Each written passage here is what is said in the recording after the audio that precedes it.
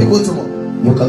Il est possible de croire en Jésus-Christ comme étant Seigneur et Sauveur et puis échouer dans la vie.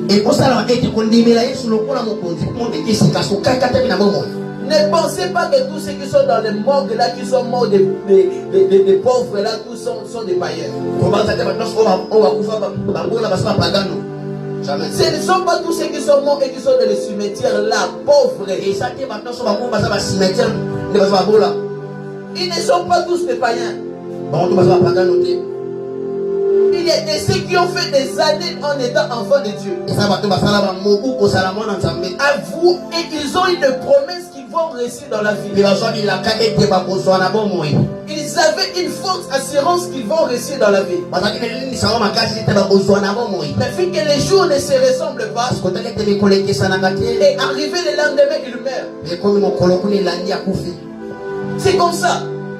Alors, qu'est-ce qui crée une ligne de démarcation entre un enfant de Dieu et celui qui porte la nature de Dieu? C'est que celui qui porte la nature de Dieu est un dominateur.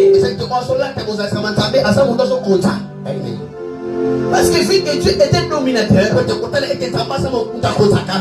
lorsqu'il veut faire de toi un dominateur, il ne fera pas de toi son enfant. Mais il mettra sa nature en toi pour que tu domines. Amen. La première étape de tout enfant de Dieu, c'est de porter d'abord la nature d'enfant de Dieu. Mais de ne pas demeurer enfant de Dieu.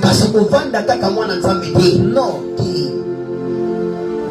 Si jusqu'à présent tu es encore un enfant, Paul te dira ceci. Paul a dit, lorsqu'un héritier est encore un enfant, il n'est pas différent d'un esclave. C'est-à-dire quoi? Il est un héritier. Il peut hériter tout l'héritage. Il peut hériter la richesse. Il peut hériter l'onction. Tu peux hériter tout. Mais vu que tu portes encore en toi la nature d'un enfant, tu vivras sur la terre comme étant esclave. Attention. Lorsque Dieu met en toi l'esprit de la domination, il ne te donne pas un pouvoir. Mais il te donne la connaissance liée à ton pouvoir. Amen.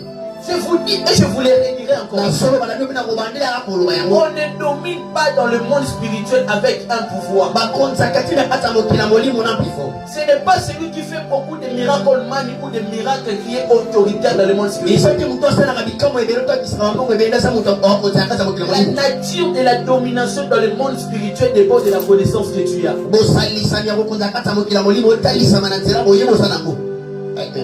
L'église est distraite. Ça veut dire ceci. Si tu veux dominer sur la terre, le Seigneur n'a pas besoin que tu sois un homme qui prie beaucoup. Mais il s'attend que tu sois un homme qui sait beaucoup.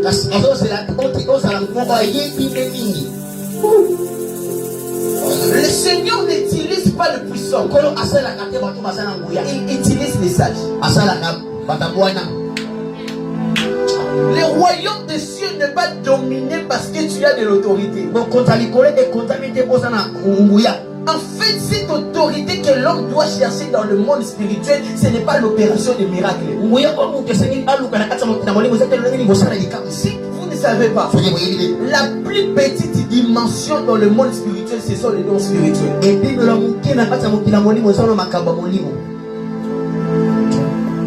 La plus petite dimension dans le monde spirituel, ce sont des dons spirituels. Tu peux avoir un don spirituel, mais tu n'es pas spirituel. Tu peux avoir le don de miracle, mais tu n'es pas spirituel. C'est comme ça qu'il est possible que celui qui prophétise beaucoup tombe aussi facilement dans le péché. C'est pourquoi il est possible que celui qui opère de miracles vive aussi dans la pauvreté lui-même. C'est pourquoi vous verrez beaucoup de personnes. Lui, il est fort dans l'opération de miracles, mais lui-même vit dans des situations difficiles. C'est pourquoi je vais te dire une chose. Si tu veux dominer dans le monde spirituel ne cherche pas un don spirituel. Cherche la connaissance des lois spirituelles. Est-ce qu'il est jamais appris à penser au pas? Parmi ces lois spirituelles, je vous ai parlé du premier loi qu'on appelle la loi de la nature. Donc le Seigneur, lorsqu'il veut enseigner l'homme sur les choses spirituelles, il touche le premier élément qu'on appelle la nature. Quand nous parlons de la nature, nous parlons des circonstances. Nous parlons des saisons. À chaque fois que l'homme connaît le problème dans une circonstance,